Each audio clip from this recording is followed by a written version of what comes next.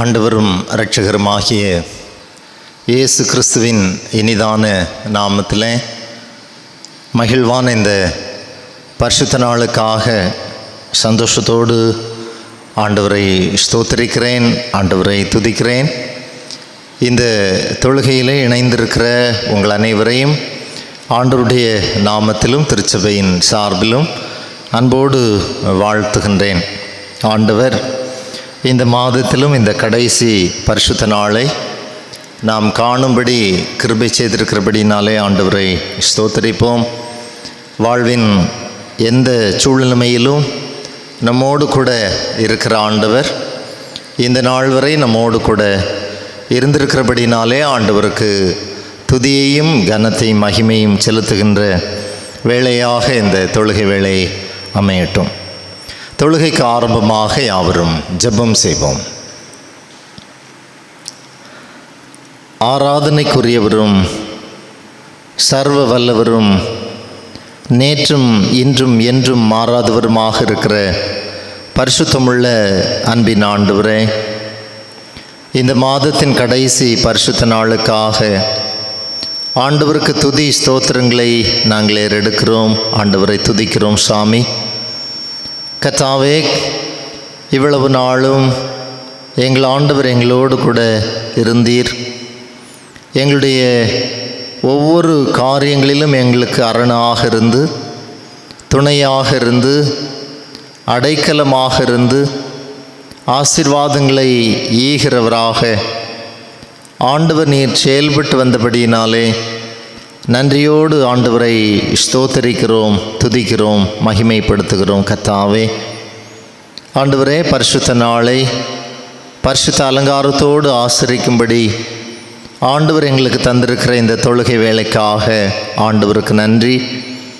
ஆண்டவரே, நாங்கள் உத்தம இருதயத்தோடும் பயத்தோடும் பக்தியோடும் ஆண்டவரை பணிந்து கொள்ளுகிறதற்கு, ஆராதிக்கிறதற்கு ஆண்டவர் எங்களுக்கு துணை செய்வீராக. ஆண்டவருடைய நாமம் எவ்வளவு மகத்துவமானது, ஆண்டவர் எவ்வளவு சிறந்தவர், எவ்வளவு கிருபை நிறைந்தவர் என்பதை எல்லாம் ஆண்டவருடைய சமூகத்திலே நாங்கள் ஆராய்ந்து பார்க்க கர்த்தர் எங்களுக்கு அருள் தருவீராக. ஆண்டவரே, இந்த தொழுகையில் இணைந்திருக்கிற ஒவ்வொரு உம்முடைய பிள்ளைகளையும் ஆண்டவர் ஆசீர்வதியும். ஒரே சிந்தையோடு ஆண்டவரை தேடவும் மகிமைப்படுத்தவும் கர்த்தர் துணை செய்வீராக. கர்த்தருடைய நாமமே மகிமைப்படட்டும். இயேசு இரட்சகர் மூலமே வேண்டிக் கொள்கிறோம். ஜெபம் கேளும் அன்பின் பிதாவே, ஆமேன்.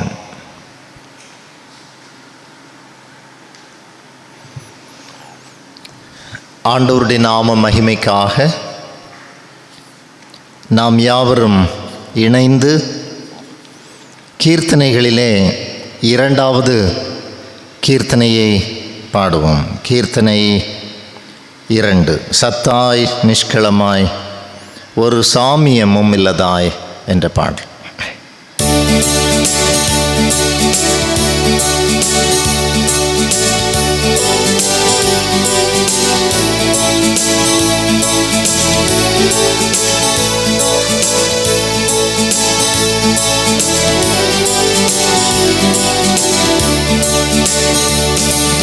சத்தாய் நிஷ்களமாய் ஒரு சாமியமும் இலதாய் சித்தாய் ஆனந்தமாய் திகழ்கின்ற திரித்துவமே எத்தால் நான் அடியே கடை தேருவன் என் பவம் தீர்ந்து அத்தா உன்னை எல்லாம் எனக்கார் துணை யாருறவே திரை சேர்வம்பவமா கடல் மூழ்கிய தீயரமை கரை செய் துய்க்கவென்றே புனையாயினை கண்ணிலியார் பரசேன் பற்றுகிலேன் என்னை பற்றிய பற்றுவிடாய். அரசே உன்னை எல்லாம் எனக்கார் துணை யாருறவே. தாயே தந்தை தம குரு சம்பத்து நட்பவையும் நீயே எம்பெருமான் கதிவேறில்லை நின்னயங்காள். ஏயே என்றிகளும் உலகோடனக்கென்னுரிமை ஆயே உன்னை எல்லாம் எனக்கார் துணை யாருறவே. துப்பார் சிந்தையிலே மறைந்திட்டிய தொல்வினையும் தப்பாதே வெளியா நடு நாளனை தாங்கிக் கொள்ள. இப்பாருயவன்றே மனு கோலமெடுத்த எங்கள் அப்பா உன்னை எல்லாம் எனக்கார் துணை யாருறவே.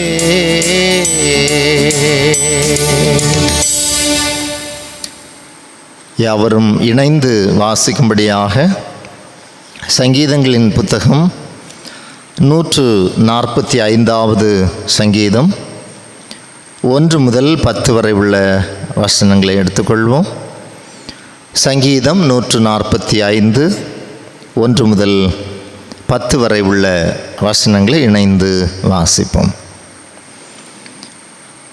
ராஜாவாகிய என் தேவனே, உம்மை உயர்த்தி உம்முடைய நாமத்தை எப்பொழுதும் என்றென்றைக்கும் ஸ்தோத்திரிப்பேன். நாடோறும் உம்மை ஸ்தோத்திரித்து எப்பொழுதும் என்றென்றைக்கும் உம்முடைய நாமத்தை துதிப்பேன். கர்த்தர் பெரியவரும் மிகவும் புகழப்படத்தக்கவருமாயிருக்கிறார். அவருடைய மகத்துவம் ஆராய்ந்து முடியாது.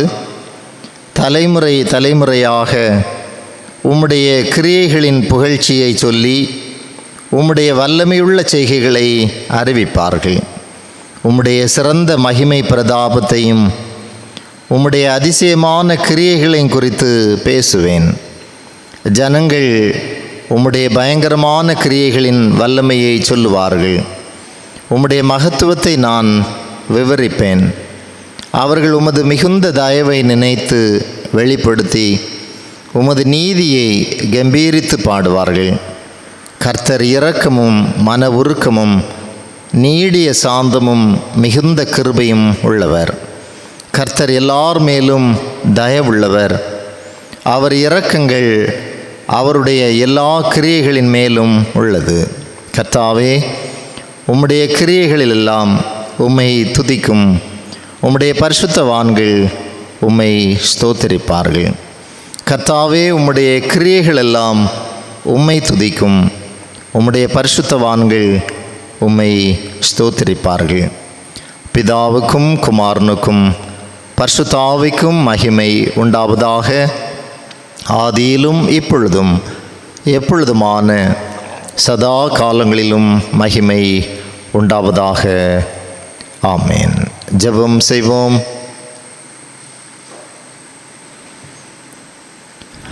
ஆண்டவருடைய பிள்ளைகளாக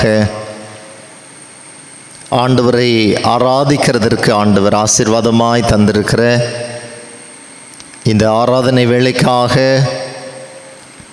ஆண்டவருக்கு ஸ்தோத்திரம் செலுத்துவோம். நம்மை ஒவ்வொரு நாளும் பாதுகாத்து வருகிற ஆண்டவருடைய இரக்கங்களை நினைவு கூறுவோம். எத்தனையோ அந்தஸ்துள்ளவர்கள், செல்வம் உள்ளவர்கள், பலவான்கள்,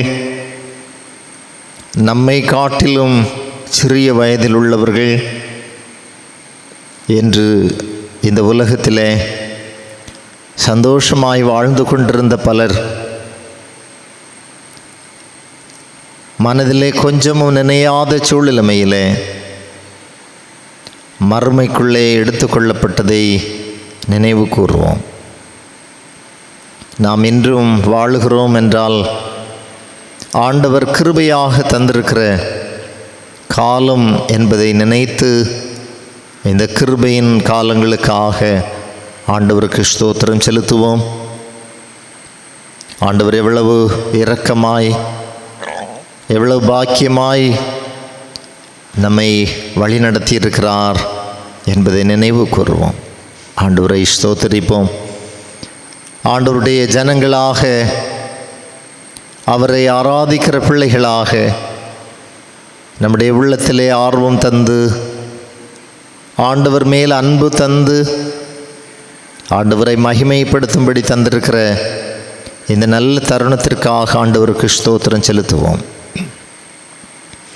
கடந்து போகிற இந்த உலக வாழ்க்கையிலே கைவிடாத கர்த்தருடைய கரம் எந்தெந்த தருணங்களிலெல்லாம் நம்மோடு கூட இருந்தது என்பதை நினைவு கூறுவோம். பயப்படாதே, திகையாதே, நான் உன் தேவன் என்கிற வார்த்தைகளின் மூலமாக நம்மை எத்தனை முறை ஆண்டவர் திடப்படுத்தி இருக்கிறார், தேற்றி இருக்கிறார். ஆண்டவர் நன்றியோடு ஸ்தோத்திரிப்போம். நாம் பாவிகளாயிருந்தும் ஆண்டவர் விரும்பாத காரியங்களை நிறைவேற்றின தருணங்களிலும் பாவங்களுக்கு தக்கதாக நம்மை தண்டிக்காமல் ஆண்டவர் காண்பித்திருக்கிற பொறுமைக்காக ஆண்டவருக்கு ஸ்தோத்திரம் செலுத்துவோம். நம்மை பரிசுத்தப்படுத்துகிற ஆண்டவருடைய பேரன்பு எப்போது நமக்கு போதுமானதாக இருக்கிறதற்காக ஆண்டவருக்கு நன்றி செலுத்துவோம். ஆவிக்குரிய பிரகாரமாக இந்த உலகத்தின் வாழ்வு நிறைவுறும் பொழுது நித்திய வாழ்விற்கு ஆண்டவர் நம்மை ஆயத்தப்படுத்துகிறாரே, அதற்காக ஆண்டவரை ஸ்தோத்திரிப்போம். ஆண்டவரோடு கூட வாழுகிற பேரின்ப பாக்கியத்தை பெற்றுக்கொள்கிறதற்கென்று அழைக்கப்பட்டிருக்கிற அழைப்பிற்காக ஆண்டவருக்கு ஸ்தோத்திரம் செலுத்துவோம். இந்த நாள் வரை நம்மையும் குடும்பங்களையும் திருச்சபையையும் ஆண்டவர் ஆச்சரியமாய் நடத்தி கொண்டிருக்கிறார். ஆண்டவர் நன்றியோடு ஸ்தோத்திரித்து ஆண்டவரை மகிமைப்படுத்துவோம். சங்கீதக்காரனோடு இணைந்து ஆண்டவருக்கு ஸ்தோத்திரம் செலுத்துவோம். என் ஆத்துமாவே கர்த்தரை ஸ்தோத்திரி, என் முழு உள்ளமே அவருடைய பரிசுத்த நாமத்தை ஸ்தோத்திரி. என் ஆத்துமாவே கர்த்தரை ஸ்தோத்திரி, அவர் செய்த சகல உபகாரங்களையும் மறவாதே. ஆமேன்.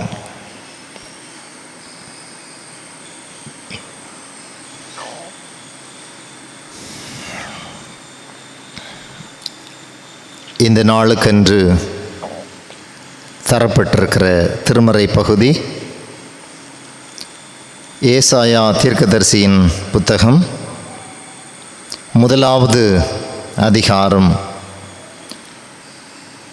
2வது வசனம் முதல் 15வது 16வது வசனம் வரை.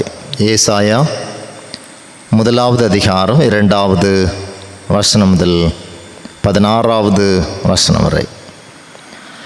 வானங்களே கேளுங்கள், பூமியே செவிகொடு, கர்த்தர் பேசுகிறார். நான் பிள்ளைகளை வளர்த்து ஆதரித்தேன், அவர்களோ எனக்கு விரோதமாய் கலகம் பண்ணினார்கள். மாடு தன் எஜமானையும் கழுதை தன் ஆண்டவரின் முன்னணியையும் அறியும்.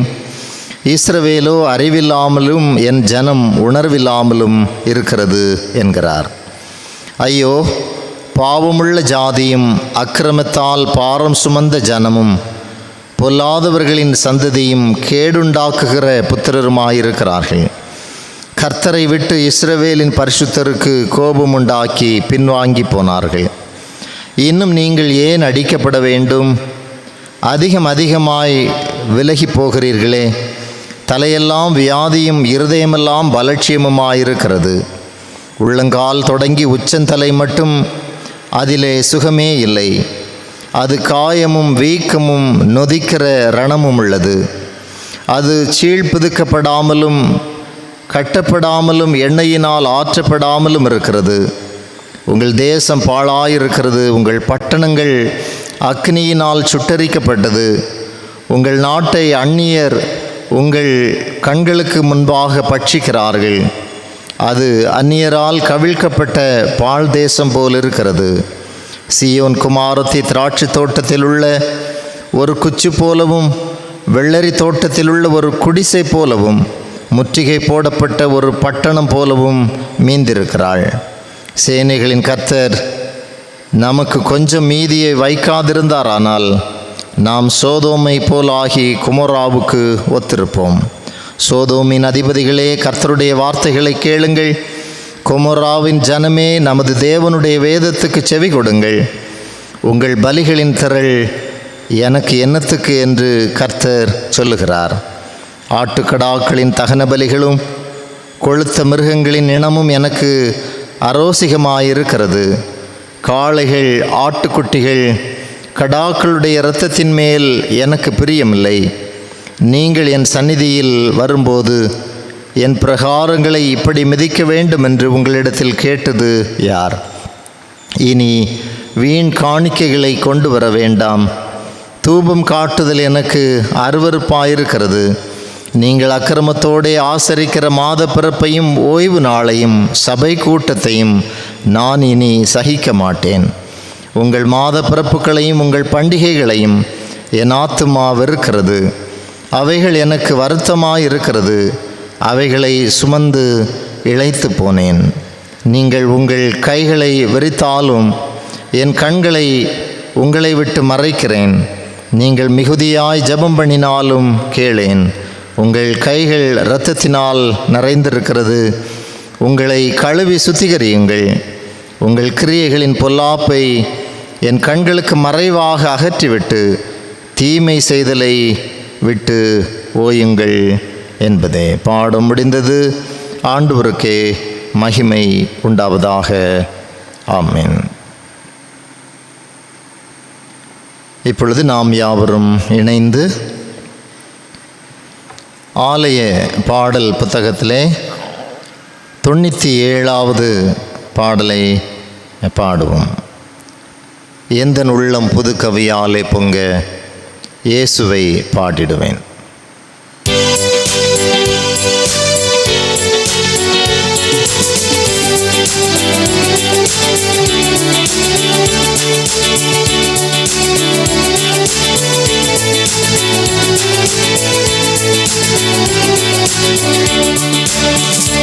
எந்தன் உள்ளம் புது கவியாலே பொங்க இயேசுவை பாடிடுவேன். அவர் நாமம் ஊற்றுண்ட பரிமள தைலம் அவரையே நேசிக்கிறேன். அவர் நாமம் ஊற்றுண்ட பரிமள தைலம் அவரையே நேசிக்கிறேன். அல்லேலூயா துதி அல்லேலூயா, எந்த நன்னலாம் இயேசுவை பாடிடுவேன். அல்லேலூயா துதி அல்லேலூயா, எந்த நன்னலாம் இயேசுவை பாடிடுவேன். இத்தனை கிருபைகள் நித்தமும் அருளிய கர்த்தரை கொண்டாடுவேன். இத்தனை கிருபைகள் நித்தமும் அருளிய கர்த்தரை கொண்டாடுவேன். சென்ற காலம் முழுவதும் காத்தாரே, போர் சேதமும் அணுகாமல் சொந்தமாக ஆசி பொழிந்தனக்கென்றும் சுகபலனளித்தாரே. சொந்தமாக ஆசி பொழிந்தனக்கென்றும் சுகபலனளித்தாரே. அல்லேலுயா துதி அல்லேலுயா எந்த நன்னலாம் இயேசுவை பாடிடுவேன். அல்லேலுயா துதி அல்லேலுயா எந்த நன்னலாம் இயேசுவை பாடிடுவேன். இத்தனை கிருபைகள் நித்தமும் அருளிய கர்த்தரை கொண்டாடுவேன். இத்தனை கிருபைகள் நித்தமும் அருளிய கர்த்தரை கொண்டாடுவேன். பஞ்சகாலம் பெருகிட நேர்ந்தாலும் தாம் தஞ்சமே ஆனாரே. அங்குமிங்கும் நோய்கள் பரவி வந்தாலும் அடைக்கலமளித்தாரே. அங்குமிங்கும் நோய்கள் பரவி வந்தாலும் அடைக்கலமளித்தாரே. அல்லேலுயா துதி அல்லேலுயா எந்த நன்னலாம் இயேசுவை பாடிடுவேன். அல்லேலுயா துதி அல்லேலுயா எந்த நன்னலாம் இயேசுவை பாடிடுவேன். இத்தனை கிருபைகள் நித்தமும் அருளிய கர்த்தரை கொண்டாடுவேன். இத்தனை கிருபைகள் நித்தமும் அருளிய கர்த்தரை கொண்டாடுவேன். களிப்போடு பிறைந்தமை சேர்த்திட என் கர்த்தரே வருவாரே. ஆவலோடு நாமும் வானத்தை நோக்கி அனுதினம் காத்திருப்போம். ஆவலோடு நாமும் வானத்தை நோக்கி அனுதினம் காத்திருப்போம். அல்லேலுயா துதி அல்லேலுயா எந்த நன்னலாம் இயேசுவை பாடிடுவேன். அல்லேலுயா துதி அல்லேலுயா எந்த நன்னலாம் இயேசுவை பாடிடுவேன். இத்தனை கிருபைகள் நித்தமும் அருளிய கர்த்தரை கொண்டாடுவேன். இத்தனை கிருபைகள் நித்தமும் அருளிய கர்த்தரை கொண்டாடுவேன். அன்பிற்குரியவர்களே, இந்த ஆசீர்வாதமான நாளிலும் நம்ம மத்தியிலே ஆண்டவருடைய வார்த்தைகளை கொண்டு வந்திருக்கிற அருமையான ஐஎம்எஸ் ஊழியக்காரர் திரு ஆரோன் கேப்ரியல் அவர்களை திருச்சபையின் சார்பில் என் சார்பில் அன்போடு வாழ்த்தி வரவேற்றுக் கொள்கிறேன். இப்பொழுது அவர்கள் ஆண்டவருடைய செய்தியை நம்மோடு பகிர்ந்து கொள்வார்கள்.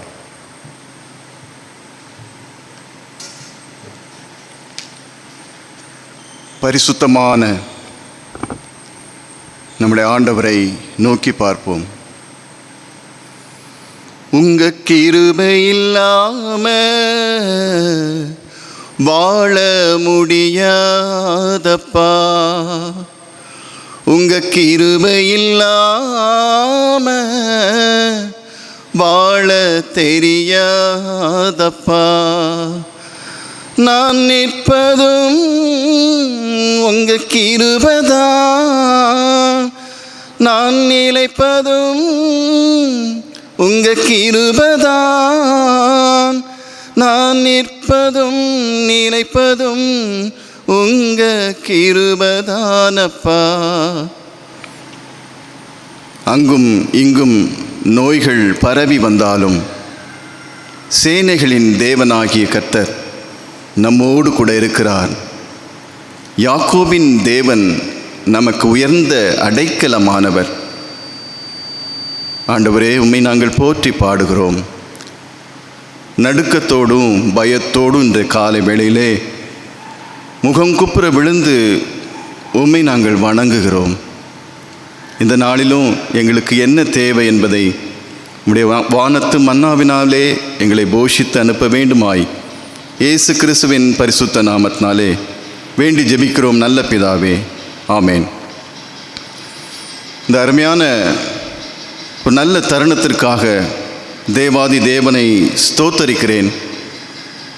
வாய்ப்பளித்த அருமையான போதக பிதா அவர்களுக்கும் என்னுடைய மனமார்ந்த நன்றியை தெரிவித்துக் கொள்கிறேன்.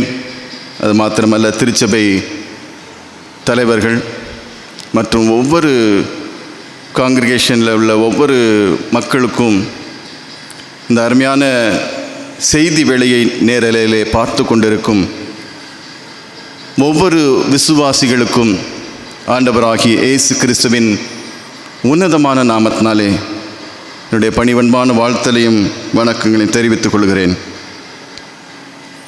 இன்றைய நாளுக்குரிய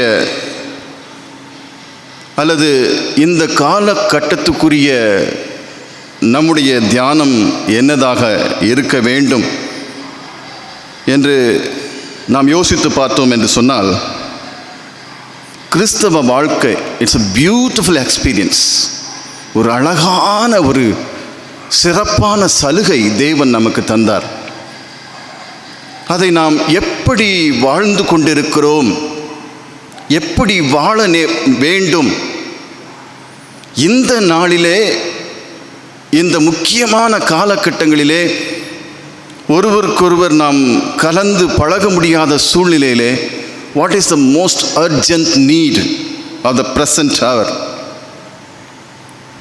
பார்த்தீங்கன்னா, சில நாட்களுக்கு முன்பதாக தேசத்தில் எல்லை எங்கிலும் பிணங்கள் சுட்டெரிக்கப்பட்டன. யாரும் அவங்கள கொலை செய்யலை. ஆக்சிஜன் தட்டுப்பாடு எப்படி வந்தது? டெல்லியில் பார்த்தீங்கன்னா, அந்த கிரிமட்டோரியம் அதனுடைய வாசலில் கிட்டத்தட்ட 4000க்கும் மேற்பட்ட பிணங்கள். ஆனால் அந்த ரிஜிஸ்டரில் பதிவு செய்யப்பட்டது 2000 தான். எத்தனையோ பிணங்கள் பார்க்கிங் ஸ்டாண்ட்லேயும், இன்னும் ஸ்கூட்டர் பார்க்கிங்லேயும், கார் பார்க்கிங்லேயும் வைத்து எரிக்கப்பட்டு போயின.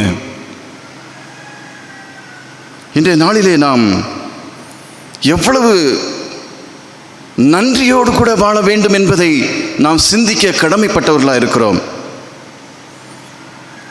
ஒரு வயதான ஒரு ரிச் மேன், ஒரு பணக்காரன் ஹாஸ்பிட்டலில் ட்ரீட்மெண்ட்டுக்காக அனுமதிக்கப்பட்டு சில நாட்களுக்கு பின்பு பூரண குணமடைந்து வீடு திரும்புவதற்கு அந்த நேரத்திலே அவர் ஹாஸ்பிட்டலுக்குரிய அந்த சார்ஜை கட்டணும். அப்போ எவ்வளவுன்னு கேட்டால் 7 லட்சம். 7 லட்சம் தானே சாதாரணம் என்று சொல்லி அந்த 7 லட்சத்துக்குரிய செக்கை கொடுத்து விட்டு மனம் கசந்து அழுதாராம். வேதனையின் உச்சக்கட்டமாக இருந்ததாம். அதை பார்க்கும் பொழுது இந்த ஹாஸ்பிட்டல் டாக்டர் ஸ்டாஃப் எல்லாம் அதிர்ந்து போனாங்க. ஏன் இப்படி ஒரு பணக்காரர், அவர் சுகமாய் தானே போகிறாரு. அப்போ அவர் சொன்னாராம், இந்த குறிப்பிட்ட நாட்களில் நான் ஹாஸ்பிட்டலில் இருந்த நாட்களுக்கு மாத்திரமே ஒரு 7 லட்சம் நான் கொடுக்க வேண்டியிருக்குது. ஆனால் என்னுடைய ஜீவிய நாட்களில் கிட்டத்தட்ட 60-70 வருஷங்களுக்கு மேல்பாக நான் வாழ்ந்திருக்கிறேன். என் ஆண்டவர் எனக்கு ஒரு பைசா கூட என்னத்திலேருந்து வசூல் பண்ணலையே. எனக்கு அளவுக்கு அதிகமான ஐஸ்வர்யங்களை தானே கொடுத்துருக்கிறாரு. பதவி, அந்தஸ்து, புகழ், என்ன வேண்டுமோ அவ்வளோத்தையும் நான் கொடுத்தாரே. நான் என்ன செய்தேன்? மனம் கசந்து அழுதது. இதுதான் இன்றைக்கு தேவை. மனம் திரும்புதல், repentance is a desperate need of today. வேதத்திலே நாம் வாசிக்கிறோம், 2 நாளாகும் புஸ்தகம் 7ஆம் அதிகாரம் 14ஆம் வசனம், என் நாமம் தரிக்கப்பட்ட என் ஜனங்கள், மை பீப்புள், நான் என் நாமத்தை தரிப்பித்து என்னுடைய ஆலயத்திலே கொண்டு வந்து அவர்களை மகிழ பண்ணி களிகூற பண்ணி பண்டிகைகளும் கொண்டாட்டங்களும், எவ்வளவு அருமையான நேர்த்தியான ஆராதனைகளும், என்ன குறைச்சல்? தங்களை தாழ்த்தி ஜெபம் பண்ணி என் முகத்தை தேடி, மனுஷர் முகத்தை தேடி அல்ல, மனுஷருடைய அந்த முக தரிசனத்தை நாடி அல்ல, என் முகத்தை தேடி தங்கள் பொல்லாத வழிகளை விட்டு, டிரான்ஸ்கிரஷன்ஸ், துணிகரம், திருச்சபைகளுக்குள்ளே துணிகரம், பொல்லாத வழிகளை விட்டு திரும்பினால் அப்பொழுது I am the Lord in heaven. பரலோகத்தில் இருக்கிற நான் கேட்டு தேவன் நம்மோடு கூட பேசுகிறார். பொல்லாத வழிகளை விட்டு திரும்ப நம்ம ஆயத்தமா? அவர்கள் பாவத்தை மன்னித்து, முதல்ல அவங்களுடைய பாவம் மன்னிக்கப்பட வேண்டும். அப்படி என்று சொன்னால் மனம் திரும்ப வேண்டும். நீங்களும் நானும் மனம் திரும்ப வேண்டும். இன்றைக்கு முக்கியமான தேவை ஆக்சிஜன் அல்ல, ரெம்டெசிவிர் என்ற மெடிசினுக்காக மக்கள் அலை என்று அலைந்தார்கள். கிடைக்கல. சிலருக்கு கிடைத்தது, ஆனால் கிடைத்த மக்கள் கூட சில பேர் பிழைக்க முடியல. இதுவா? இல்லை, கர்த்தருடைய கிருபை அவருடைய கிருபை இல்லாமல் ஒரு இமைப்பொழுது கூட நம்மளால் வாழ முடியாது. அவர்கள் தேசத்திற்கு ஷேமத்தை கட்டளையிடுவேன், ஷேமத்தை நான் கட்டளையிடுவேன். ஆண்டவராகிய இயேசு கிறிஸ்து முதல்ல வாயை திறந்து அவர் பிரசங்கம் பண்ணும்போது மனம் திரும்புங்கள், மனம் திரும்புங்கள். இன்றைக்கு எத்தனை திருச்சபைகளை நாம் பார்க்கிறோம், எத்தனை போதகர்கள் அல்லது டிவி சேனலில் நம்ம பார்க்கிறோம் இப்படிப்பட்ட ஒரு மனம் திரும்புங்கள் என்ற அந்த பிரசங்கத்தை. அதிகமாக நம்ம காண்பது முடியவில்லை. ஏனென்றால் ஆசீர்வாதம் ஆசீர்வாதம் ஆசீர்வாதம், என் ஜனம் என் ஜனம் என் ஜனம், இஸ்ரவேலை ஆசீர்வதிப்பதே எனக்கு பிரியமாக இருக்கிறது. ஆசீர்வாதம் தான். ஆசீர்வதிக்கப்படாத மக்கள் எத்தனை பேர் நம்ம இருக்கிறோம்? எல்லாரும் ஆசீர்வதிக்கப்பட்டிருக்கிறோம் ஏதாவது ஒரு வகையில். பணக்காரனோ ஏழையோ எப்படியாவது ஒரு விதத்தில் தேவன் நம்மை அழகாக ஆசீர்வதித்திருக்கிறார். அங்கே வேதம் சொல்லுகிறது, ஏசாயா தீர்க்கதரிசியின் புஸ்தகம், இந்த வசனங்களை எல்லாம் நான் வாசிக்கும் பொழுது நடுக்கம் அடைந்தது, என்னுடைய உள்ளம் நடுக்கம் அடைந்தது. உண்மையிலே சொல்கிறேன். இன்றைக்கு இதுதான் சூழ்நிலையில் பாருங்க, ஆண்டவர் சொல்றாரு விசனத்தோடு கூட ஏசாயா தீர்க்கதரிசியின் மூலமாக 1:13 உங்கள் வீண் காணிக்கைகளை கொண்டு வர வேண்டாம். ஒரு பாஸ்டர்ட்ட ஒரு பணக்காரர் இவ்வளவு காணிக்கை கொண்டு வராரு, இவ்வளவு அட்டூழியம் பண்ணிடுறாரு, நீங்கள் ஏன் அவங்களோட காணிக்கையை வாங்குகிறேன்னு சொன்னபோது, பிரதர் தசமமாக நின்னா நான் சபை நடத்த முடியாதுன்னு சொல்கிறார். ஆனால் தேவாதி தேவன் சொல்றாரு, வீண் காணிக்கைகளை கொண்டு வர வேண்டாம், தூபம் காட்டுதல் எனக்கு அருவருப்பாக இருக்கிறது, வெயின் ஒப்லேஷன்ஸ் என்று சொல்லப்பட்டிருக்கிறது. அக்கிரமத்தோடு ஆசரிக்கிற மாத பிறப்பையும் வாக்குத்தத்த கூட்டத்தையும் ஓய்வு நாளையும் சபை கூட்டத்தை கூட நான் இனி சகிக்க மாட்டேன். That's what happening today. திருச்சபையின் கதவுகள் திறந்திருந்தாலும் இன்றைக்கு பார்க்கிறோம் டிவிஷன்ஸ். ஆனால் உண்மையாகவே தேவன் நம்ம அருமையாக மந்தையை போல மேய்த்து திறந்து விட்டிருந்த பொழுது நமக்குள்ளாக ஐக்கியம் இல்லை பிரியமானவர்களே, அன்பு இல்லை. ஒருவருக்கொருவர் குற்றம் சாட்டவும் விரோதனை செய்யவும் பகைமை எண்ணத்தோடும் நிம்மதி இல்லை, சந்தோஷம் இல்லை, சமாதானம் இல்லை. உங்களுக்கும் எனக்கும் அந்த கிறிஸ்தவ வாழ்க்கையின் அச்சடையாளங்களை நாம் மறுதலித்து போனோம். உங்கள் மாத பிறப்புகளையும் உன் பண்டிகைகளையும் என் ஆத்துமா வெறுக்கிறது. ஒருவேளை இதை சொல்லும்போது எனக்கும் கஷ்டமாக தான் இருக்குது. ஏன் நம்முடைய மக்களுக்கு நம்ம ஆசீர்வாதமாக எவ்வளோ கஷ்டத்தில் இருக்கிறாங்க, பயந்துருக்கிறாங்க, நடுக்கத்தில் இருக்கிறாங்க, நல்ல வார்த்தை சொல்லக்கூடாதா? அப்படி தான் ஒரு முறை ஒரு வசனத்தை நான் மீடியாவில் நான் சொன்னபோது எழுதியிருந்தாங்க. அதில் ஆபகுக் தீர்க்கதரிசியின் புஸ்தகம் 3ஆம் அதிகாரத்தில் 5ஆம் வசனத்தில் சொல்லப்பட்டிருந்தது, அவருக்கு முன்பாக கொள்ளை நோய் சென்றது, அவர் அடிகளிலிருந்து எரிபந்தமான காய்ச்சல் புறப்பட்டது. அப்போ ஒரு ஊழியக்காரனுக்கு ஃபோன் அதுக்கு கமெண்ட் சொல்லியிருந்தார், நீங்கள் ஒரு ஊழியக்காரர் உங்களுடைய வாயிலேருந்து நல்ல வார்த்தை வராதா? பிரியமானவர்களே, என் வாயிலேருந்து நல்ல வார்த்தை தான் வருது, நல்ல வார்த்தை வரலை. ஆனால் இன்றைக்கு நிலைமை அதுதானே. ஒரு டாக்டரை நான் சந்திக்க நேர்ந்தது, கவர்மெண்ட் ஹாஸ்பிட்டல். அவங்க வீட்டில் போய் நாங்கள் சந்தித்து நாங்கள் ஜெபித்த போது அவங்க எதற்காக எங்களை அழைத்திருந்தாங்கன்னு சொன்னால், அவங்க கொரோனா வார்டில் கவர்மெண்ட் ஹாஸ்பிட்டலில் ட்ரீட்மெண்ட் கொடுக்குறவங்க. அவங்களுக்கும் தொற்று ஏற்பட்டது. அவங்க ஒரே பையனுக்கும் தொற்று ஏற்பட்டது. கலங்கி தவித்தார்கள். இன்றைக்கு நம்ம சொல்கிறோமே ஜெபம் ஜெபம் ஜெபம்னு, நம்ம ஜெபிக்கலாம். ஆனால் எவ்வளவுதான் நாம் ஜெபித்தாலும் கர்த்தருடைய சித்தம் மாத்திரம்தான் நிறைவேறுகிறது. நாம் எப்படியாவது அதாவது 40 வயசு, 60 வயசு, 70 வயசு, 35 வயசு, எந்த வித்தியாசமும் இல்லை. யாரை எடுக்க சித்தமாய் விட்டாரோ அவரை எடுத்தே தான் ஆவார். வெறும் பார்சல் தான் வீட்டுக்கு வருது. ஒரே நாளில் 3 ஃபியூனரல் சர்வீஸ் அட்டென்ட் பண்ணுவதற்கு நேரம், அப்படிப்பட்ட நேரத்தில் நாங்கள் இருந்தோம். இயேசு கிறிஸ்துவுக்கு முன்பதாக 8வது நூற்றாண்டில் இந்த எழுதப்பட்ட அந்த ஏசாயா 1ஆம் அதிகாரத்தில் சொல்லப்பட்டிருக்கிறது. ஏசாயா 1:15 நீங்கள் மிகுதியாக ஜெபம் பண்ணாலும் நான் கேளேன். எரேமியா 15:1 சொல்லுது, மோசேயும் சாமுவேலும் என் முகத்துக்கு முன்பாக நின்றாலும் எந்த தீர்க்கதரிசியும் இதை கொண்டு வந்து உங்களுக்கு ரெப்ரசன்டேஷன் பண்ண முடியாது. என் மனம் இந்த ஜனங்கள் பட்சமாய் சாராது. அங்கே நாம் எடுத்து வாசித்தால் சொல்லப்பட்டிருக்கிறது கடினமான வார்த்தைகள் தான்.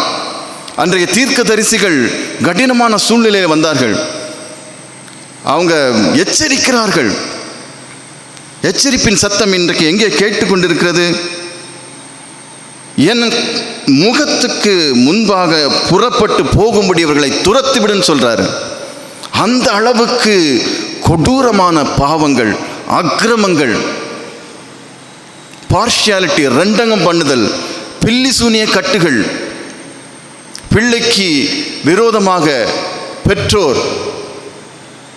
பெற்றோருக்கு விரோதமாக பிள்ளைகள், அண்ணனுக்கு விரோதமாக தம்பி, தம்பிக்கு விரோதமாக அண்ணன், நண்பர்களுக்கு விரோதமாக, திருச்சபை மக்களுக்கு விரோதமாக நம்முடைய மனம் வித்தியாசமான பாதையிலே சென்று கொண்டு இருக்கிறது.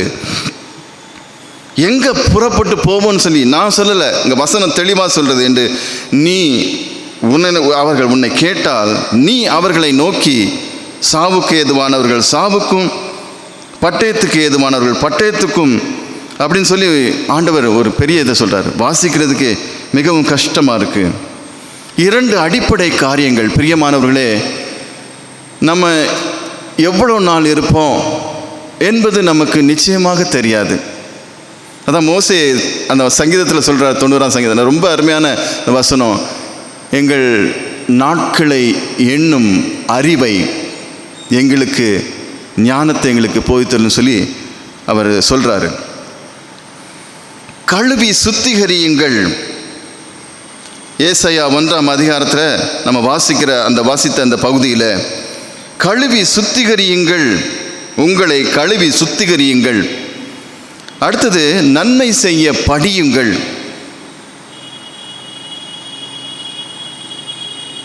இன்றைய காலகட்டத்தில்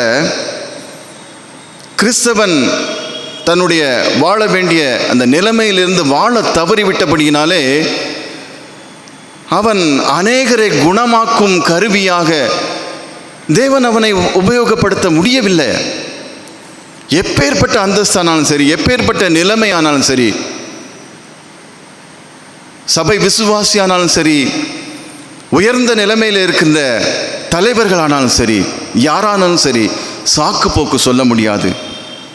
கழுவி சுத்திகரித்தால்தான், சுத்திகரிக்கப்பட்ட பாத்திரம்தான் பிறரை சுத்திகரிக்கும்படிக்கு தேவன் உபயோகப்படுத்த முடியும். மேடைகளிலே, ஆராதனைகளிலே இவ்விதமாக பிரசங்கம் பண்ணுகிறபடினாலே ஒன்றும் செய்ய முடியாது, ஒன்றும் நம்ம பெற்றுக்கொள்ள முடியாது. பிரியமானவர்களே, கழுவி சுத்திகரிக்க வேண்டும். அவரை போல, இயேசு கிறிஸ்துவை போல நீ வாழ்ந்து காண்பிக்க வேண்டும். டெல்லி சீஃப் மினிஸ்டர் சொல்றார், அரவிந்த் கெஜ்ரிவால், இயேசு கிறிஸ்துவின் பிரசங்கத்தில் 1% நான் வாழ்ந்து காண்பிக்கிறதுக்கு நான் பிரயாசப்படுகிறேன்னு சொல்றாரு. இன்றைக்கு அந்த ஒரு கன்விக்ஷன் கூட நமக்கு இல்லையே.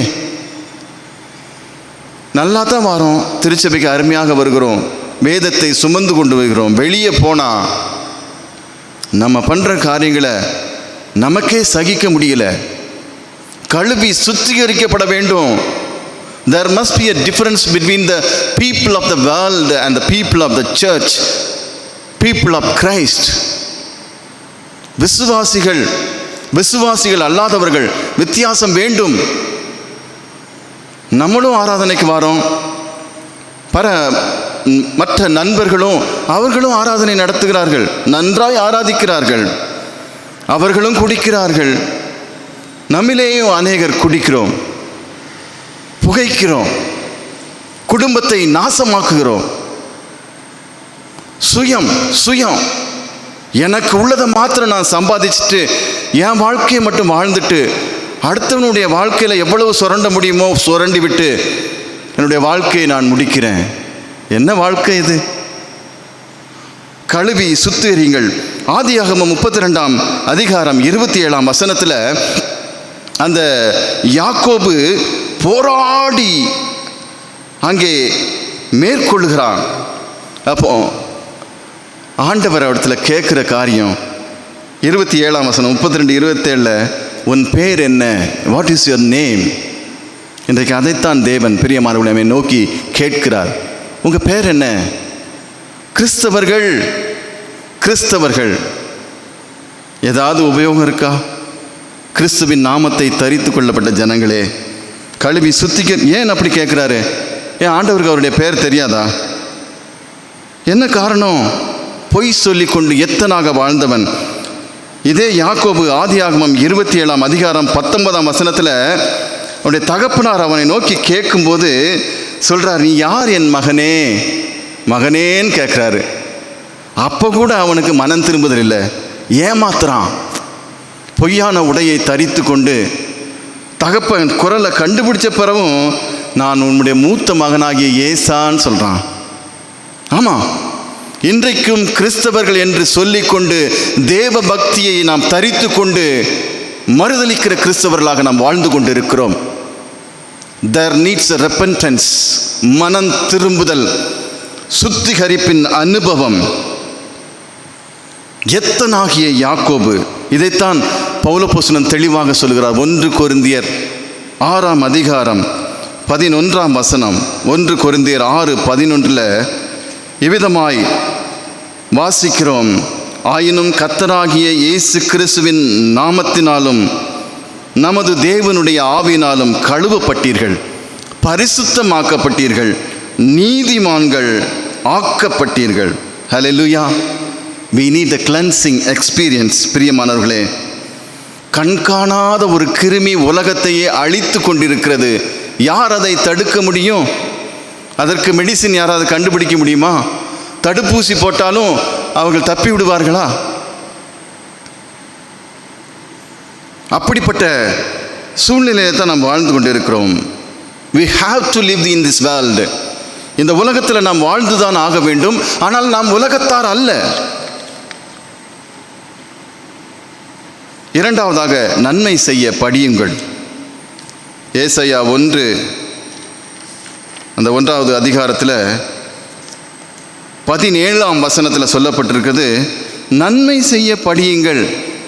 ஏன் நன்மை செய்யுங்கள் ஏன் சொல்லலை? நன்மை செய்ய இனிமேதான் படிக்கணுமா? ஏன்னா அங்கே முந்தின வசனத்தில் சொல்லப்பட்டிருக்கிறது, தீமை செய்தலை விட்டு ஓயுங்கள். தீமை செய்தலை விட்டு ஓயுங்கள். முதல்ல தீமை செய்ய விட்டு விலகுங்க சார். இன்னைக்கு அந்த ஒரு சிந்தனை கூட இல்லையே. துணிகரமாய் தீமை செய்கிறோம், லஞ்சம் கொடுக்கிறோம், லஞ்சம் வாங்குகிறோம், பிறனை கெடுக்கிறோம், பிறனை அவமதிக்கிறோம், நிந்திக்கிறோம். நமக்கு கொடுக்கப்பட்ட ஐஸ்வர்யங்களிலிருந்து ஒரு காசு சிந்தாமல் சிதறாமல் சேமித்து வைத்து கொண்டிருக்கிறோம். என்னத்துக்காகவும் கடைசி நாளில் பாஸ்டர் சொல்லி ஜெபம் பண்ணும்போது சொன்னாங்க, எவ்வளவு கோடி, எவ்வளவு பலவான், முடியலை, தப்பிக்கவே முடியாது. நீ எம்பியாக இருந்தாலும் சரி, பிரைம் மினிஸ்டராக இருந்தாலும், சீஃப் மினிஸ்டராக இருந்தாலும் சரி, எம்எல்ஏயாக இருந்தாலும் சரி, பெரிய பணக்காரன் இருந்தாலும் சரி, நீ டாக்டராக இருந்தாலும் சரி, நான் சொன்னதே தான். நான் நியமித்த காரியம் நடக்கும். ஆனால் கிறிஸ்தவனாகிய நான் தீமை செய்தலை விட்டோடி, அங்கே சங்கீதம் 17 என்று சொல்லி நினைக்கிறேன் ஒரு வசனம் உண்டு. இன்றைக்கு கிறிஸ்தவருடைய கொஸ்டின் என்னென்னா, அவன் பணக்காரனாக இருக்கான், தீமை செய்கிறான், அட்டூழியம் செய்கிறான், நல்லா தானே இருக்கான், அவனுக்கு என்ன கேடு இருக்குது? நம்ம சங்கீதம் 17 அதை பார்க்கலான்னு சொல்லி நினைக்கிறேன். அநேகருடைய சந்தேகம் அதைத்தான் இருக்குது. நல்லா தானே இருக்கான், விபச்சாரம் செய்கிறான், திருட்டுத்தனம் செய்கிறான், பிறருடைய சொத்தை எடுத்து வஞ்சித்து வைத்திருக்கிறான், நல்லா தானே இருக்கான். நான் இவ்வளவு காத்திருந்தோம் ஆண்டவருடைய சமூகத்தில் உண்மை உத்தமானதை நான் ஏன் இப்படி பாதிக்கப்படணும்? அங்கே சொல்லப்பட்டிருக்கிறது 17:1, அந்த சங்கீதம் 17:14, மனுஷருடைய கைக்கும் இம்மையிலே தங்கள் பங்கை பெற்றிருக்கும் உலக மக்களின் கைக்கும் உம்முடைய கரத்தினால் என்னை தப்புவியும், அவர்கள் வயிற்றை உமது திரவியத்தினால் நிரப்புகிறீர், நீர்தான் நிரப்புகிறீர், அவர்கள் புத்திர பாக்கியத்தினாலே திருப்தி அடைகிறார்கள், சகலமும் உண்டாயிருக்கிறது, தங்களுக்கு மீதியானது தங்களுடைய பிள்ளைகளுக்கு வைக்கிறார்கள். நானோ கர்த்தருடைய பிள்ளையான நானோ உம்முடைய நீதியின் முகத்தை தரிசிப்பேன், நான் விழிக்கும் போது உமது சாயலால் திருப்தி ஆவேன். ஹல்லேலூயா. அந்த சாயல் போதாதாக நமக்கு? பணம் வேணுமா, பங்களா வேணுமா, கொடுத்துட்டேன்.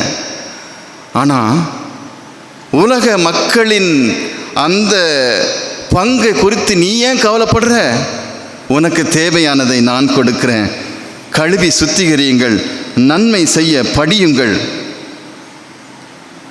ரெண்டகம் பண்ணுதல், பில்லி சூனியம், அந்த சவுல் காரியத்தில் பார்க்குறோம். சவுல் ரெண்டகம் பண்ணுறதும் முரட்டாட்டம் பண்ணுறதுலையும் அவன் தீவிரத்தினதுனால அவனுடைய ஆட்சியை ஆண்டவர் பிடுங்கினார்.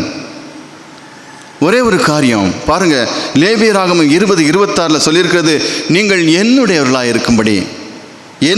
இருக்கும்படி உங்களை மற்ற ஜனங்களை விட்டு பிரித்தெடுத்தேன். You are the people very close to me. அந்த இன்டிமேட் ரிலேஷன்ஷிப் வித் காட், அதை தேவன் விரும்புகிறார். உங்களால் கொடுக்க முடியுதா? காலையில் எழுந்து கர்த்தருடைய சமூகத்தில் காத்திருக்க முடியுதா? காலையில் எழுந்திரிச்ச உடனே விறுவிறுன்னு செய்ய வேண்டிய காரியங்களை செய்து அப்படியே ஓடுறோம். சம்பாதிக்கணும். என்னத்துக்கு? எவ்வளவோ சம்பாதித்தாலும் நன்மை செய்வதற்கு நமக்கு மனதில்லையே. எவ்வளவோ சம்பாதிக்கிறோம், ஒரு சிறு தொகையை ஏழைகளுக்கு கொடுப்பதற்கு மனதில்லையே. தேடி போய் நீங்கள் செய்யலாம். இன்றைக்கு டாக்டர்ஸ் பாருங்கள், ஊழியக்காரர்கள் ஹாஸ்பிட்டல் அட்மிட் பண்ணப்பட்டிருக்கிறாங்க. அந்த டாக்டர்கிட்ட நான் பேசுகிறேன். என்னுடைய கொயர் மேட் பெரிய ஹாஸ்பிட்டல் வச்சுருக்காரு, நல்ல டேலண்டட், விருது பெற்றவர். சொல்கிறேன், ஒரு மிஷினரியாக கொஞ்சம் குறைச்சி போடுங்க. கேட்க முடியல. தேடி போய் எத்தனையோ கொரோனாவில் அகப்பட்டிருக்க மக்களை நீ விடுவிச்சா உன்னுடைய நன்மை செய்தலை எத்தனை பேர் பாராட்டுவாங்க? எவ்வளவு பேர் ஆண்டவருடைய மகிமையை கண்டடைவாங்க? முடியலை. ஸ்டார்டிங்கில் கொரோனா பாசிட்டிவ்னாலே 5 லட்சம் நீ டெபாசிட் கட்டிட்டு தான் வரணும்னு சொல்கிறாரு. கொரோனா பேஷண்ட்னாலே 5 லட்சம். எந்த பாகுபாடும் இல்லை, இரக்கம் இல்லை, நீதியையும் நியாயத்தையும் தேடுவதற்கு மனதில்லை, அக்கிரமம். இவர் டிசி மெம்பர் எலெக்ஷனில் நிற்கிறார். எப்படி அவரை அங்கீகரிப்பாங்க மக்கள்? நீதியின் நியாயத்தை நீ செய்வதற்கு தவறுவாயானால் உனக்கும் மற்ற ஜனங்களுக்கும் என்ன வித்தியாசம்? You are the responsible people. அவருடைய ஹாஸ்பிட்டலில் நான் போய் பார்க்கும் பொழுது அவருடைய அட்மினிஸ்ட்ரேஷன் செக்ஷனில் மேலே பூரா சிலையை வச்சுருக்கிறாங்க. Christian hospital. there may be many exemptions, ஆனால் நான் சொல்லலை. majority of the people, majority of the medical professionals, majority of the Christian leaders, prophets, தீர்க்கதரிசிகள் என்று சொல்லுகிறவர்களும் கள்ள தீர்க்கதரிசிகளாக மாறி போனார். ஒன்றும் நடக்க மாட்டேங்கி மிகுதியாய் ஜெபம் பண்ணாலும், சாமுவேலும் சரி மற்ற யார் என் முகத்துக்கு முன்பாக நின்றாலும் நான் கேட்க மாட்டேன். Just get away, get lost from my presence. பட்டயத்துக்கும் சாவுக்கும் நான் ஒப்பு கொடுத்து விட்டேன். அந்த தீமை செய்யல பொறுக்க முடியல.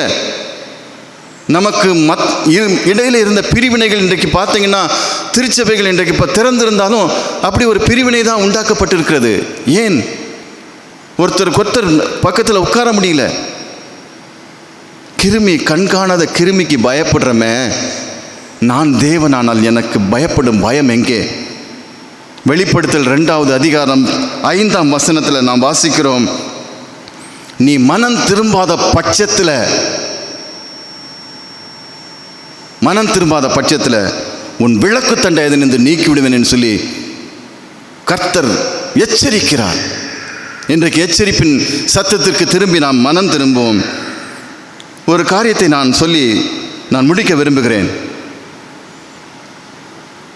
Princess Diana, princess of Wales, 31 August 1997 அவர்கள் 36 வயதில் மரிக்கிறார்கள். உலகமே அழுது. அதே வாரத்துக்கு அடுத்த வாரம் mother Teresa from Macedonia, she came to Calcutta, established Lord's kingdom amongst us. 87 வயதில் மரிக்கிறார்கள். இவர்களையும் 23 நாடுகளிலிருந்து மக்கள் வந்து கொண்டாடினார்கள். பாருங்க, அழகு, ஐஸ்வர்யம், அந்தஸ்து எல்லாமே பிரின்சஸ் டயானாக்கு இருந்தது. ஆனால் வாழ்க்கையோ தான் தோன்றித்தனமாக மனம் திரும்பாத சாக்கடை போன்ற வாழ்க்கையாக இருந்தது. அநியாயமான ஒரு மரணம், கேடும். அதை உலகம் கொண்டாடினாலும் அதில் ஒரு இதே இல்லை. உள்ளான மனிதன் வெறும் அசுத்தத்தோடு வெளியே அழகாக இருந்தாலோ, வெளிப்புற தோற்றம் அழகாக இருந்தாலும் வெளியே சகிக்க முடியல. ஆனால் மதர் தெரேசா பாருங்க, ஒரு மேசிடோனியா, அல்பேனியாவிலேருந்து வந்தவங்க, 87 வயதுக்கு அவங்களோட அழகு இல்லை. அவங்கள மரித்து அவங்க அடக்கம் பண்ணோம். அல்பேனியன் பிரசிடெண்ட் அந்த நாட்களில் அவரை பற்றி கேட்ட பொழுது, அல்பேனியன் பிரசிடெண்ட் ஒரு ஏத்திஸ்ட், அதாவது கடவுள் இல்லை என்று சொல்லுகிற ஒரு மனிதர். அவர்கிட்ட கேட்கும்போது, இயேசு நான் அல்ல, கிறிஸ்துவேனில் மகிமைப்படுவார்னு சொல்லி அந்த சொன்ன காரியத்தை, அந்த மதர் தெரேசாவை பற்றி நீங்கள் என்ன சொல்ல விரும்புங்கன்னு சொல்லும்போது அவர் சொன்னார், it's very difficult to argue against a life so beautifully lived. ஒரு பிசுபிசுப்பில்லாத நேர்த்தியான அழகான வாழ்க்கை வாழ்ந்த அந்த மதர் தெரேசாவுக்கு எதிராக ஒரு வார்த்தை கூட என்னால் சொல்ல முடியாது, அப்படி நேர்த்தியானது என்று சொல்லி அவர் சொன்னாராம். பிரியமானவர்களே, இப்படிப்பட்ட வாழ்க்கை வாழ நாம் அழைக்கப்பட்டிருக்கிறோம். நாமே அர்ப்பணிப்போம். தேசத்திற்கு சேமத்தை பெற்றுக்கொண்டு வருவோம். காலை எழுந்தவுடன் புது கிருபை தாங்குது, வாழ்நாள் முழுவதும் மகிழ்ச்சிக்குள்ளே நடத்துது. காலை எழுந்தவுடன் புது கிருபை தாங்குது, வாழ்நாள் முழுவதும் மகிழ்ச்சிக்குள்ளே நடத்துது. நிர்மூலமாகாமலே கிருபை காத்தீரையா, நான் நிற்பதும் நிலைப்பதும் உங்க கிருபதானப்பா. கிருபை இல்லாம வாழ முடியாதையா, வாழ தெரியாதையா. ஆமீன்.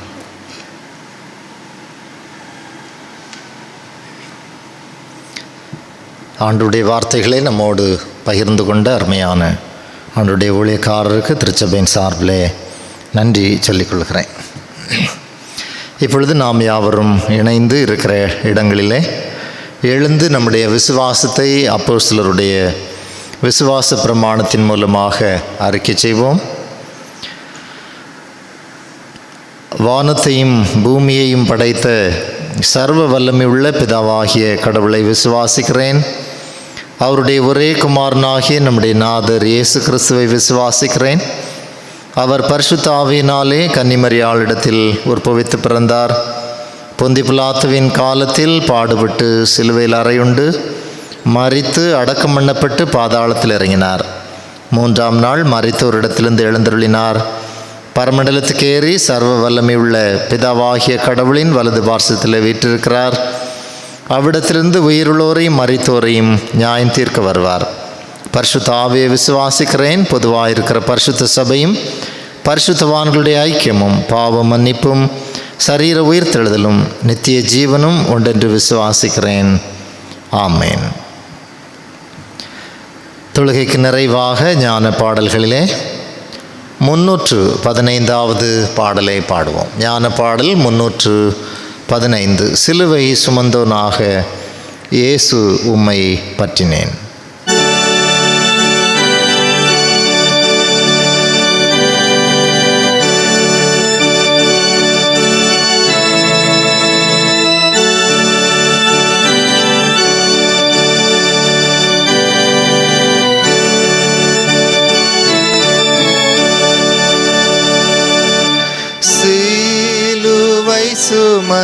சுமந்தோனாக இயேசு உம்மை பற்றினேன். ஏழை பரதேசியாக மோட்ச வீடு நாடுவேன். ஊற்றார் மேன்மை ஆஸ்தி கல்வி ஞானம் லோகம் அனைத்தும் அற்ப குப்பை என்று எண்ணி வெறுப்பேனே முற்றிலும்.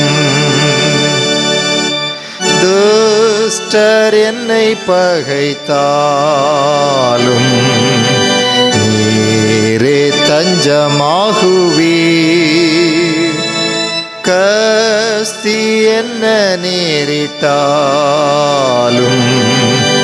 இனி மேன்மை தருவீர்.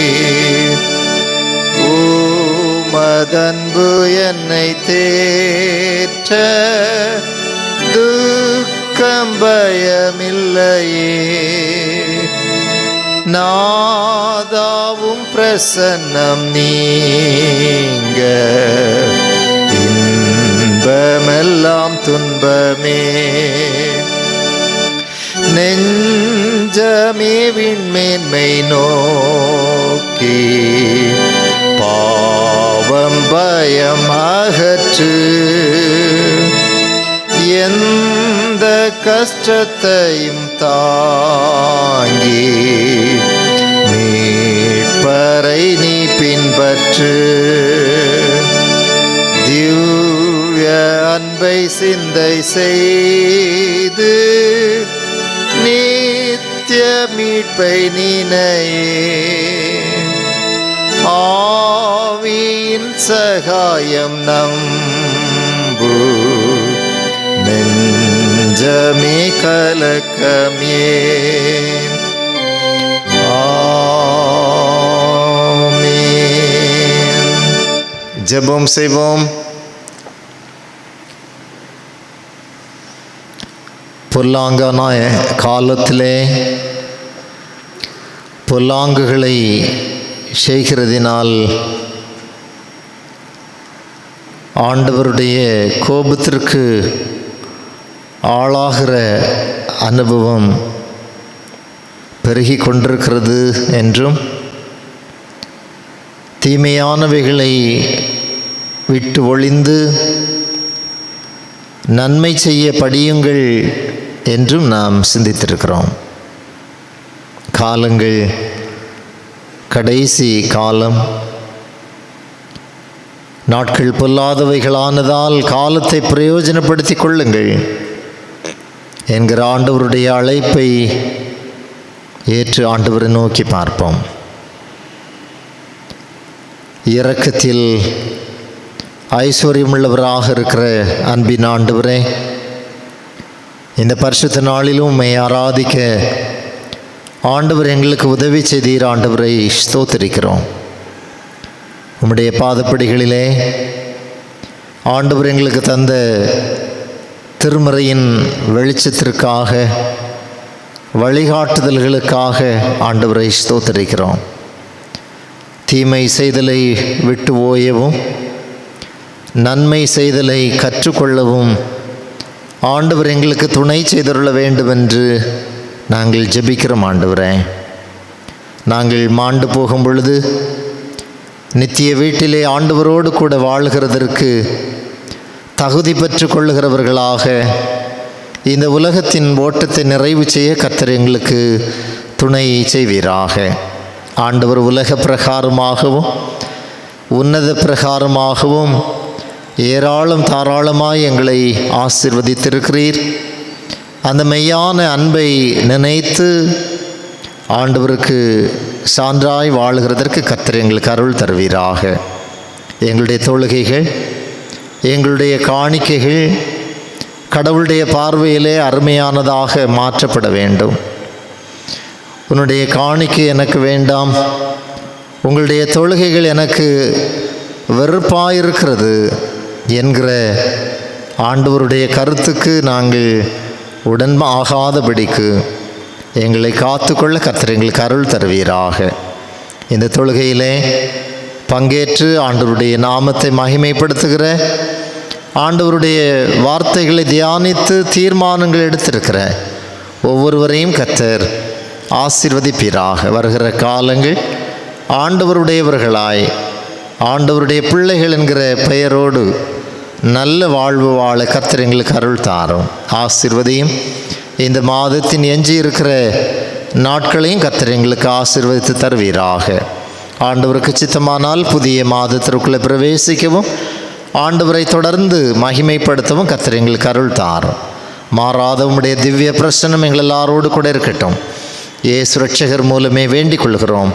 ஜெபம் கேளும் அன்பின் பிதாவே, ஆமென். ஒன்றாக ஆட்சி செய்கிற திரீக தேவனாகிய பிதா குமாரனாவிக்கே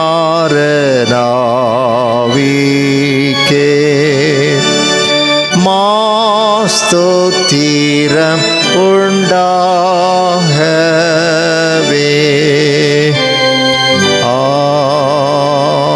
ஆமென். நம்முடைய ஆண்டவராகிய இயேசு கிறிஸ்துவின் கிருபையும், பிதாவாகிய கடவுளுடைய அன்பும், பரிசுத்தாவின் ஐக்கியமும், வழிநடத்தலும், ஆசீர்வாதமும் நம் அனைவரோடும் இன்றும் என்றும் நிறைவாய் தங்கியிருப்பதாக. ஆமென்.